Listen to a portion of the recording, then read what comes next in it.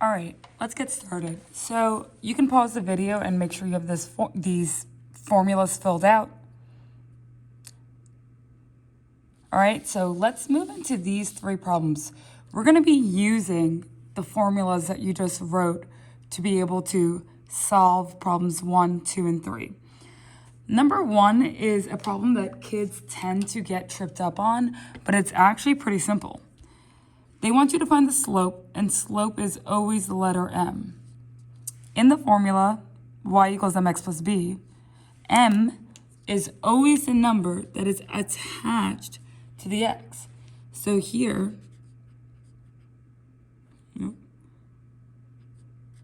my m is just -4, because that's the number that is attached to the x. That's it. This problem's done. All right, number 2. So to solve for my m, whenever I'm given 2 points, this is the formula I'm going to use. I'm going to label my y2 and my y1 and my x1 and my x2.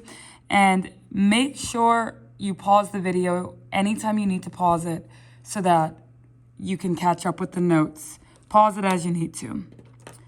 All right, my y2, which is my second y point, was 3.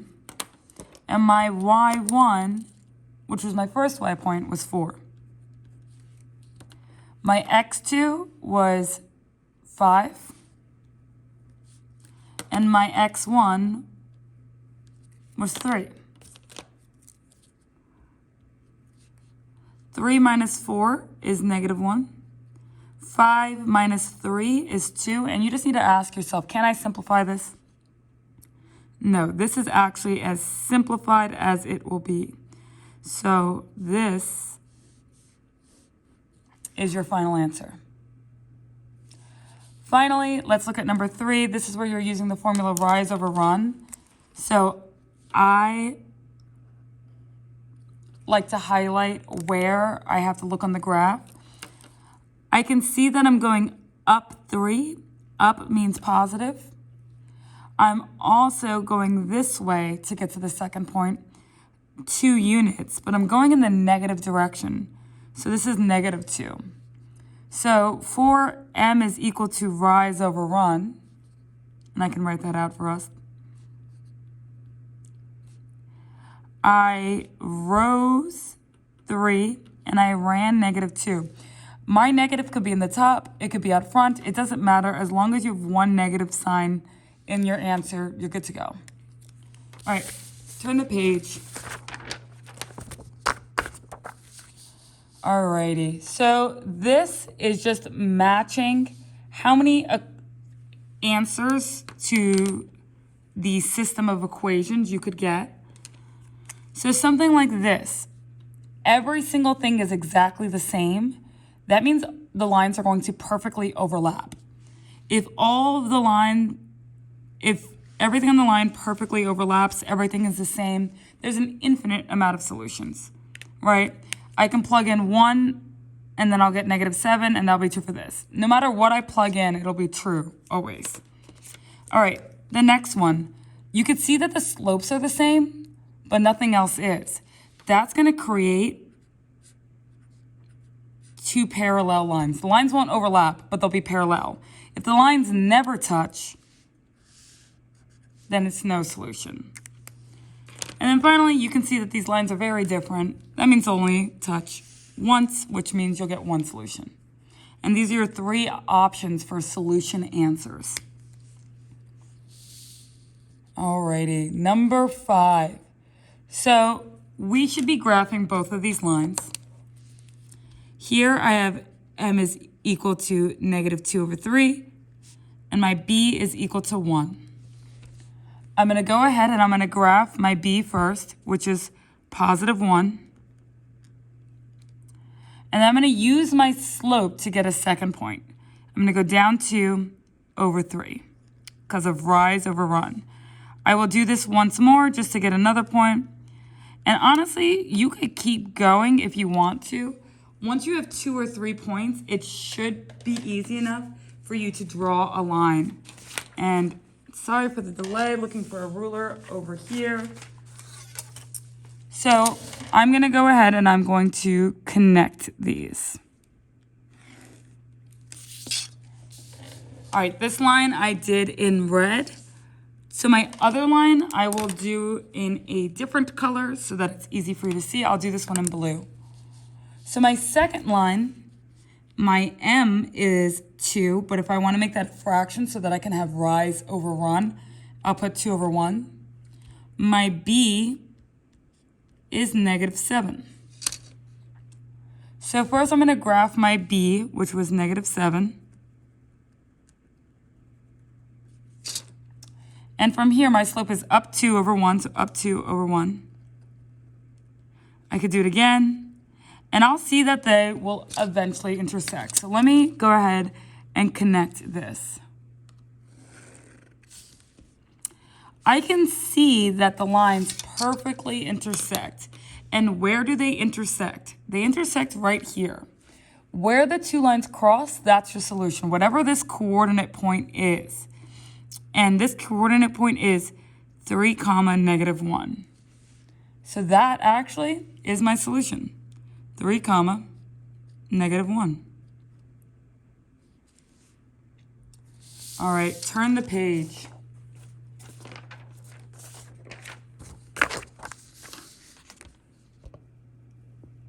All right, for this page, we are doing substitution. So they're going to give me a value, right? And the value they gave me is x is equal to -1. That means in the bottom equation, anywhere I see an x, I can plug in -1. So I have this equation, y is equal to x minus 2. But I know I can substitute my x for -1.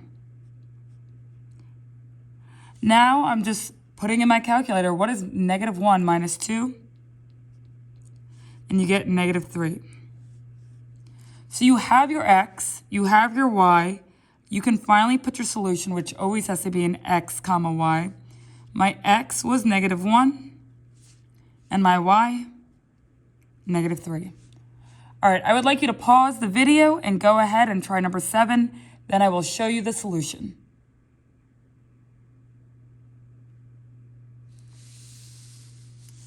Here is the solution for number 7.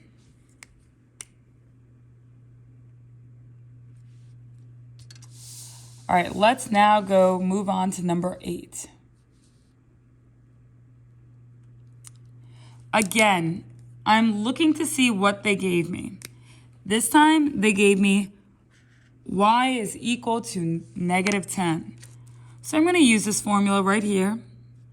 I have x is equal to 1/2 times y. I know I can plug in for y -10. Everything else is going to stay the same, right? The x equals 1/2 -10. I can plug this in my calculator, or I could just say to myself, what is 1/2 times -10? And it's -5. Now, when I'm writing my solution, which is going to be an x comma y, my x, I got -5. And then my y was -10. All right, pause the video and try number 9 on your own. Number 9 is a little bit different, but I think you can do it.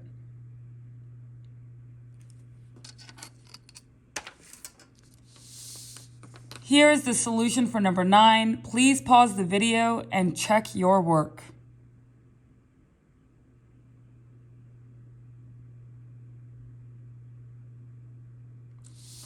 All right, let's talk about number 10 now.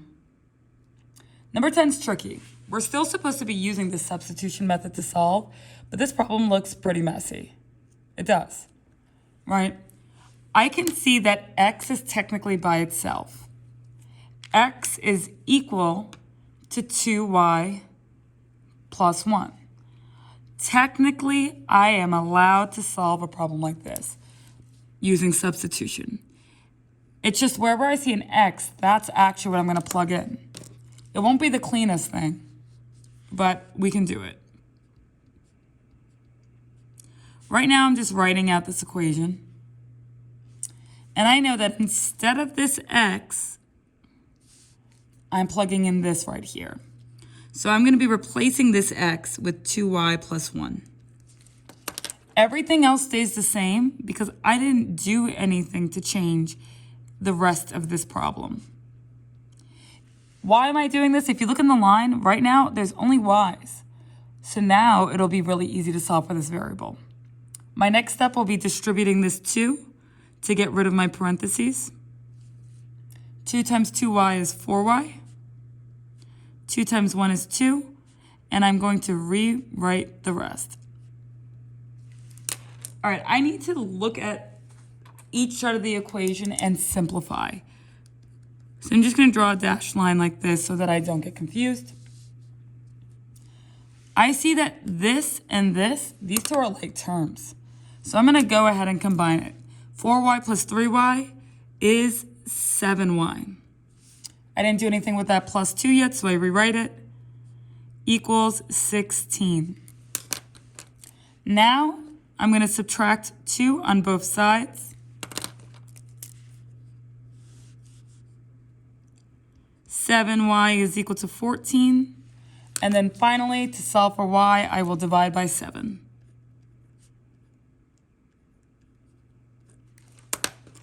I get y equals 2. So when I'm writing this coordinate point, which is always an x, comma, y, my y, I just figured out was 2. But do I know my x? It doesn't give me a number for my x, but I can use this equation here to figure out what it is. So I know that x is equal to 2y plus 1. I just found out that y is equal to 2. And when I simplify that, 2 times 2 is 4 plus 1, 5. So I can go down here to my coordinate point solution, and I am able to say x is equal to 5. We already found out y equals 2. This is my final answer.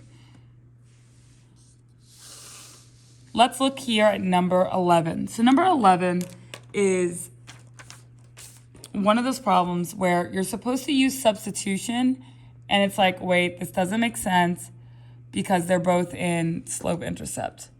Not sure why it's not focusing. Because they're both in slope-intercept, right? Y equals something and y equals something. We know that y is going to be equal to y, right? It's the same letter. It has to be equal to itself. So what I'm going to do is I'm going to take this equation and set it equal to each other. So I'm going to say 5x minus 9 is equal to negative 5x plus 1. All I did was set these two equations equal to each other. Now I'm going to begin to solve. The first thing I'm going to do, your first step might look a little different. I'm going to add 9 on both sides.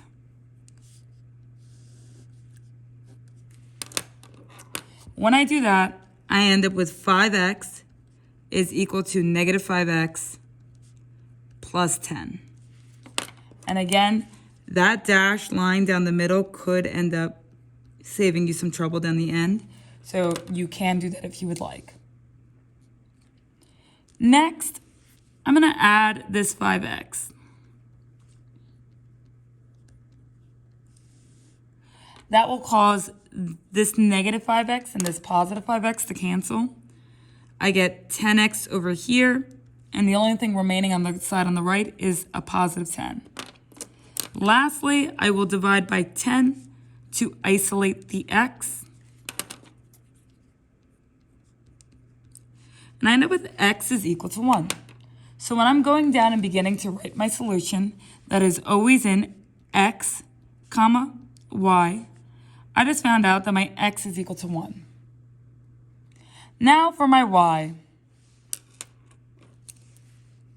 My y, I can choose either one of these equations, whichever one I think is easier. it won't matter which I choose because I will get the right answer no matter what. So what I'm going to do is I'm going to put right here y equals 5x minus 9. Y equals 5 times 1 minus 9. 5 times 1 is 5 minus 9, negative 4. There it goes right into my final answer. Hopefully that makes sense. Also, my motion detector light once again has turned off. I'm going to go turn it on. All right, that is better. So now we can turn to the next page. And we're on to our 3 elimination problems. So let's take a look at number 18. Number 18, I'm going to rewrite this here because I think that's always easier when I can do that so you can see the original problem. And when we're using elimination, we're supposed to look and see which variables have the same or similar coefficients. And for this problem, it's the x variable. Now, how can I make these two cancel? Well, if I add these two lines, 2x plus 2x is 4x, and it won't cancel. But if I subtract these two lines, 2x minus 2x cancels and you get 0x or nothing. 10y minus 6y gives you 4y. 20 minus 8 gives you 12. And now you're left with an extremely simple equation. I'm going to divide both sides by 4 so that I can get the y by itself. And I end up with y is equal to 3. That's how I get my y variable. But how do I get my x? I'm going to pick either one of these equations. It won't matter which one I choose. I will get the correct answer no matter what. I'm going to choose the bottom equation. I tend to pick equations that have smaller numbers.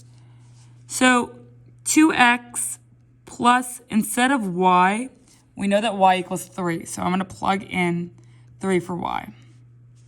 Now I have 2x plus 18 is equal to 8. I'm going to go ahead and I'm going to subtract 18 on both sides. I get 2x is equal to negative 10. Finally, dividing by 2 on both sides. X equals negative 5. So I go up to my solution. My x was negative 5. My y was 3, and that's it. If you would like, you can pause the video before moving to number 19, unless you finished it in class. Let's look at number 19.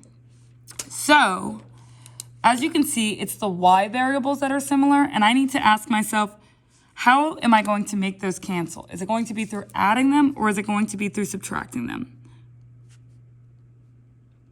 Hopefully you remember the rule from class that when the signs are opposite, we actually add them. That's what's going to make them cancel. So I'm going to add these. X plus 7x is going to give you 8x. When I add these two, because they're opposite signs, these two are actually going to cancel. And then 10 plus 6, 16. Now to solve for x, I will divide by 8 on both sides. And I end up with x is equal to 2. Now again, when I'm plugging my x equals 2 back into one of the equations, it does not matter which I pick. I tend to pick the one that looks easier. So I'm going to pick this one.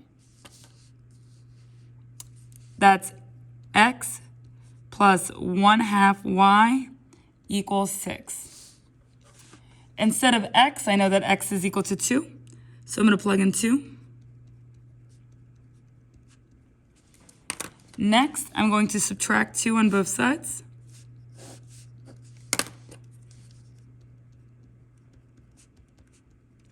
And to solve for y from here, you could multiply both sides by the reciprocal. You can divide both sides by a half. No matter what, you will end up with y is equal to 8.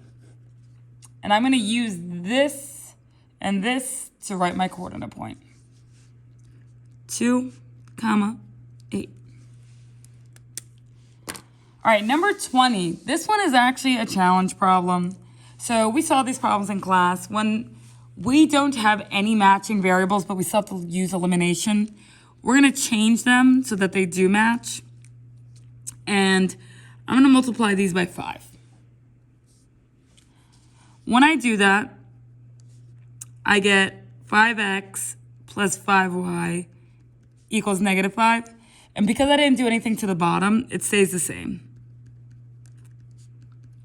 When I do this, now the x variables match up. And I'm going to subtract these to isolate it. 5x minus 5x cancels. 5y minus negative 3y, 8y. Negative 5 minus 3, negative 8. Divide by 8 to isolate the y. Get y equals negative 1. And again, it's not going to matter which equation you choose to plug it back into, but I'm going to choose this one. Just because it looks like it'll be less work in the end. So instead of plus y, it's plus negative 1. That means x minus 1 is equal to negative 1. And then how do I isolate the x? I will add 1 to both sides. And you end up with x is equal to 0. So my coordinate point is 0, negative 1.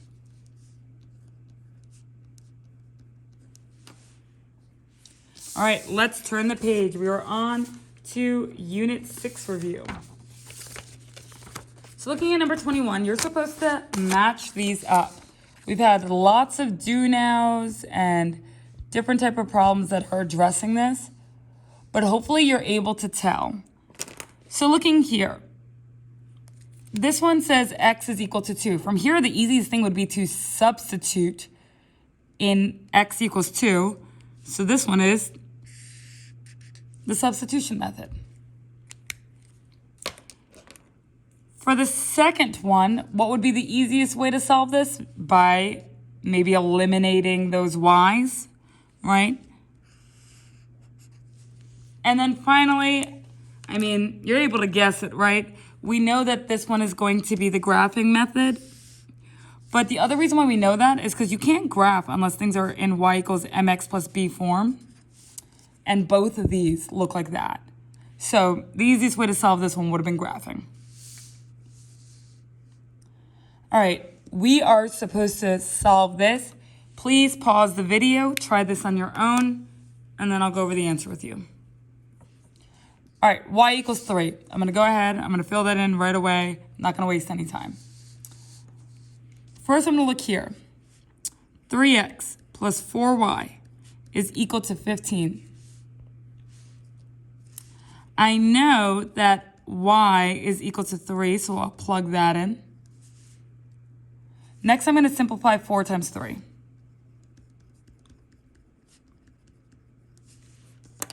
After that, I can go ahead and subtract 12 on both sides.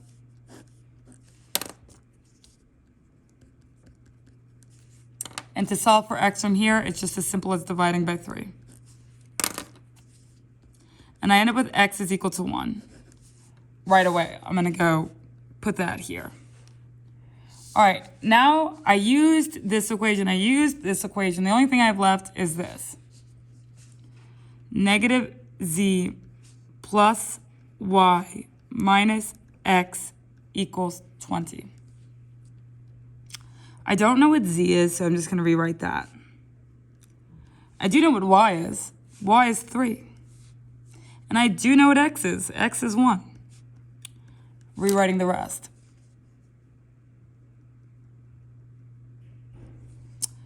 I can combine like terms there. Plus 3 minus 1 gives you a positive 2. My next step would be to subtract 2 on both sides. And you can't have a negative variable, so if you divide both by negative 1, you end up with z equals negative 18. Okay, pause the video and try number 23 if you have not done that from class already.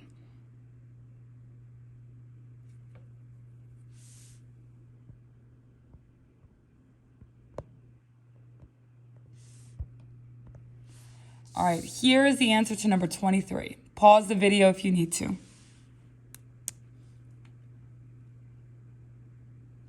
Let's turn the page. These problems were a little bit tricky for us in class. This question will be multiple choice for you tomorrow.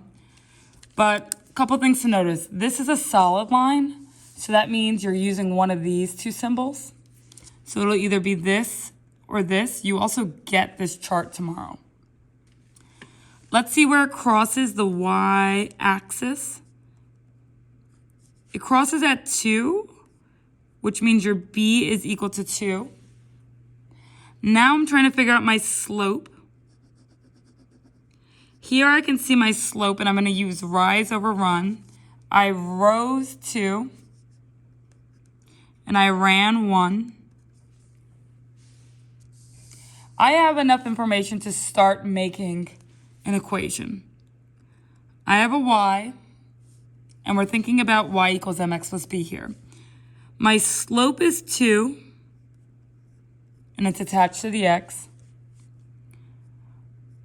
My b was also 2.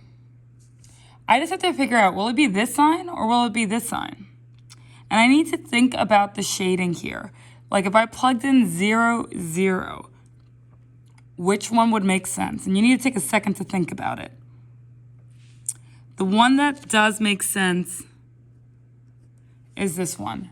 If this confuses you, you need to go back and look at the study guide that we worked on yesterday.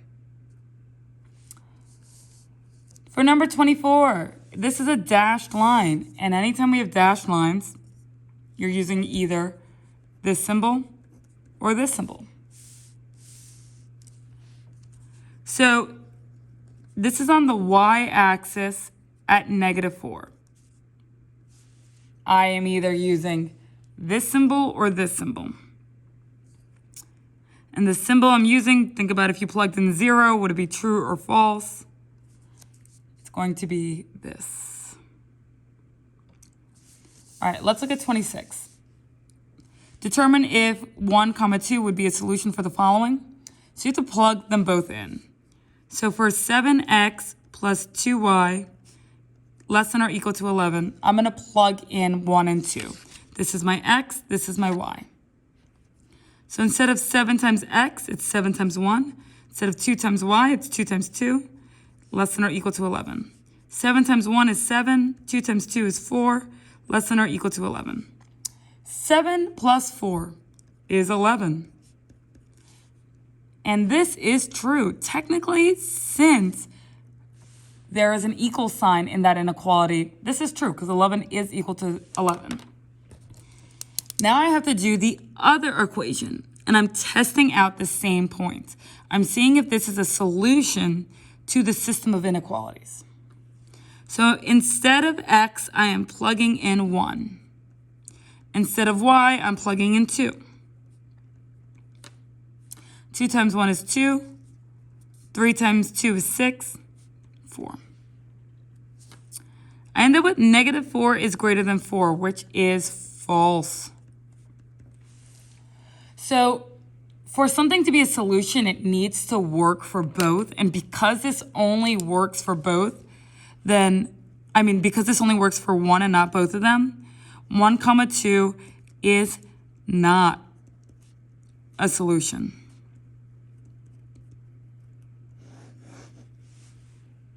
All right, let's turn the page. Only a couple more problems to go, and then we will be done. Alrighty, let's look here at number 27. I'm gonna go ahead and I'm gonna start filling in some things that I know I can fill in. First thing I'm filling in, my b, or my y-intercept, which is 5. My m, which is -2/3. So first I'm going to graph this b, and I know it's going to be an open circle because of the type of inequality sign, and you can look back to this. If this is the inequality sign they're using, it's open circles and dashed lines. So I'm going to put an open circle on +5. Now I'm going to use my slope to figure out what my other points are. I'm going to go down 2/3, another open circle. Down 2/3, another open circle. Down 2/3, another open circle. And I can also go in the other direction to figure out my other open circles. From here, I am supposed to connect this using a dashed line. And this is, again, because of the type of inequality symbol that we have. So give me a moment.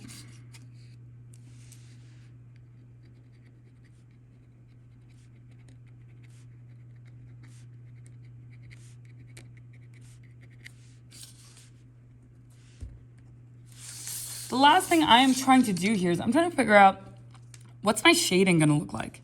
And that's when I'm going to test this point 0, 0. So I'm plugging in 0 for both my x and my y.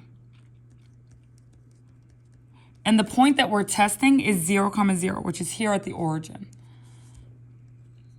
-2/3 times 0 is 0, plus 5, which I didn't use yet, and 0 plus 5 is 5. You need to say to yourself, is this true or false? This is false, right? 0 is not bigger than 5. So 0, 0, which is the point we just tested, is not part of the solution. I have to shade the other side of my line. So that is over here.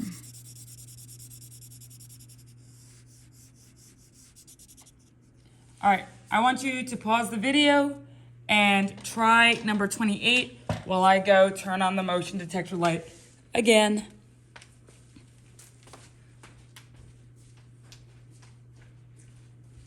All right, so hopefully you're able to see that you got 28 right, fingers crossed. Pause the video so that you can check your work.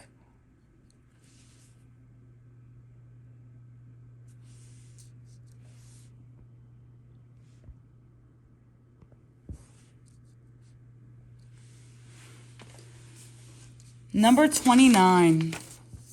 So number 29, it's a long problem. You're doing 2 different shading problems. So first, let's start here.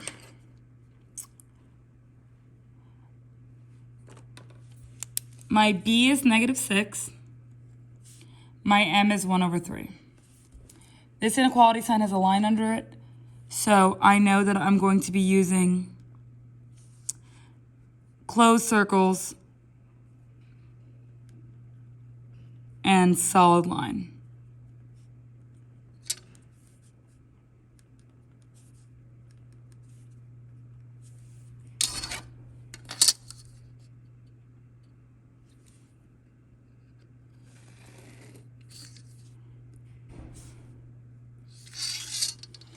All right, when it comes to shading, I have to use this test point. So again, I'm going to plug in 0, 0.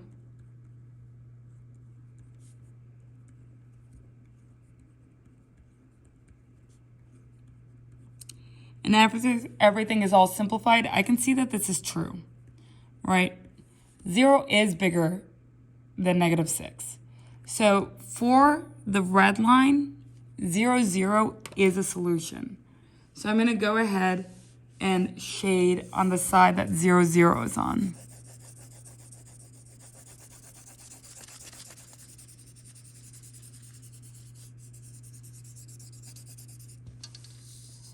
Now I have to do this line.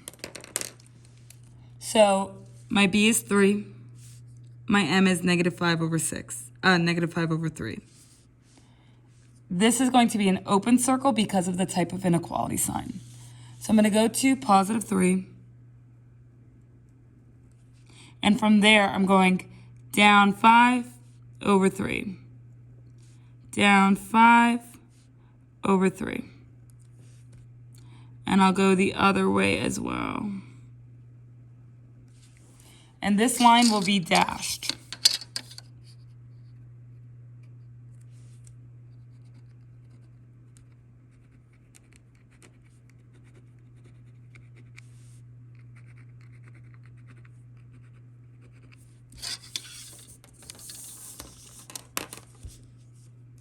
So now I have to just check where I have to shade by plugging in 0, 0.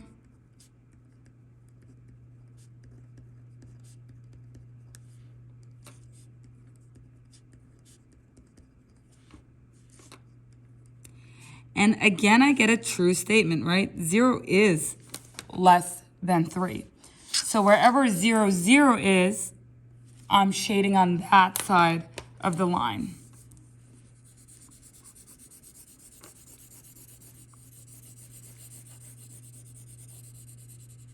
All right, the problem says to try to look where the two graphs overlap. It overlaps right over here in this section. Technically, that means that's where all the solutions for both inequalities exist. Last page, number 30 and number 31. You can pause the video, highlight where I highlighted. That might end up helping you a bit. All right, so the problem tells you you're setting up two equations.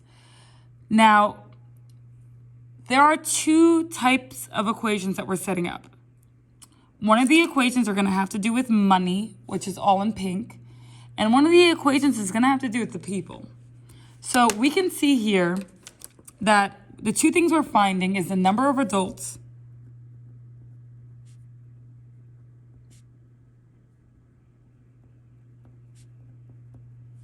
and the other thing that we are finding is the number of children. If you did not pause this video and read it to yourself already, you should do that now. You should have done that. All right, I have to make two equations. So the first equation I'm going to do is going to have nothing to do with money. It's just going to be the people.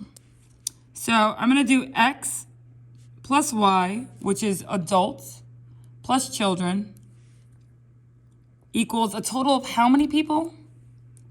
52. So all the adults, which we don't know, plus all the children, which we don't know, gave us a total of 52. The next equation I'm going to set up is going to have to do with the money. So I still want to use this x, and I still want to use this y, but I need to look where the money is. So adult tickets were $1. Children tickets were $3. And again, this second equation is my money equation.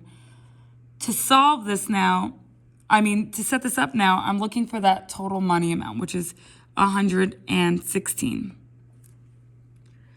Now, you can see that these are basically the same, but I'm going to rewrite this here like this. Without the 1. Just so you can see that the variables are the same. Now, we see these variables are the same. Think back to the different methods we learned. Which would be the easiest to solve? Pause the video so you can think. The easiest method would be elimination, right? If I subtract this second line, x minus x cancels. Y minus 3y, negative 2y. 52 minus 116, negative 64. Now, to go ahead and solve, I will divide both sides by negative 2, and I get y is equal to 32. I also have to solve for x, though, and I can use either equation I want to. It's not going to matter. Personally, I'm going to use the top equation. I know that y is equal to 32, so I'm going to substitute that in. Now to solve for x, I'll subtract 32 on both sides. and I end up with x is equal to 20. So writing my final answer, I'm going to have to throw in some labels. And let's see. I'll outline it in purple. What is my final answer here? Well, x was for number of adults, and we figured out that x was 20. So x equals 20 adults. And y was the number of children. So I figured out that y meant 32 children.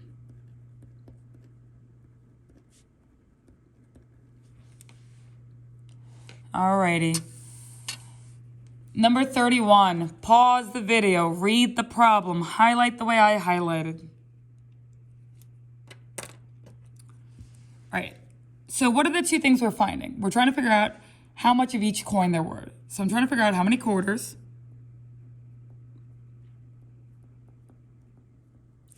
and how many dimes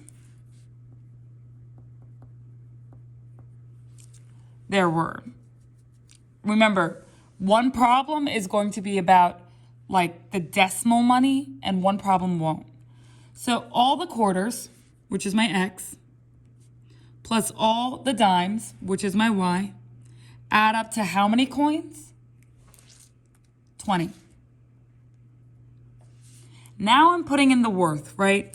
Because I know these two are going to add up to $3.50. So now I need to put some money value to the x and y. Well, quarters are for x, and we know a quarter is worth 25 cents. So that's what that's going to look like. A dime is worth 10 cents, and that's what that's going to look like. So these are my two equations. One is our money stuff, and one is just trying to figure out the coins. Now, in the last problem, we kind of lucked out where things eliminated easy. Things are not going to eliminate as easy here. So what I'm going to have to do is I'm going to have to change one of these. So right now, I'm going to rewrite this just because I don't want it to get lost.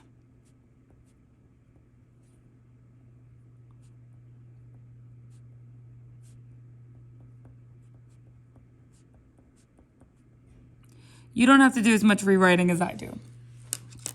All right, I'm going to multiply this top one. And I'm going to multiply it so that my two x's are going to match up.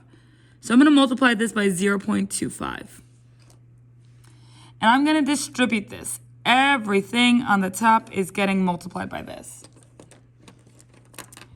So that means that this becomes 0.25x plus 0.25y is equal to 5. Ask yourself, did you do anything to change the bottom? No. So rewrite it exactly the same.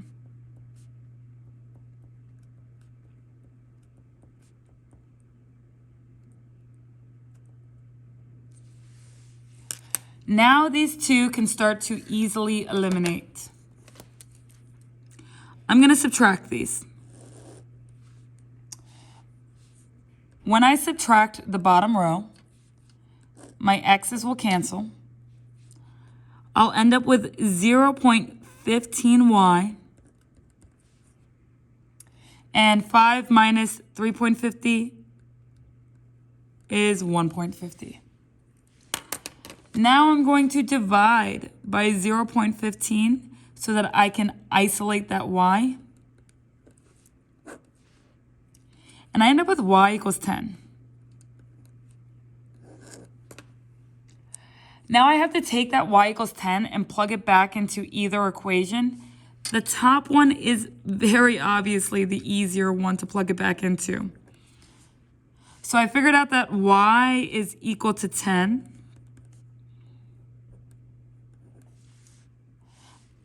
I'm going to subtract 10 on both sides. And I find out that x is also equal to 10. So now when I'm coming over here to write my final answer, I can see that my x and my y were both 10. And what were we solving for? We were trying to figure out how many quarters and how many dimes there were. And there were 10 quarters and 10 dimes.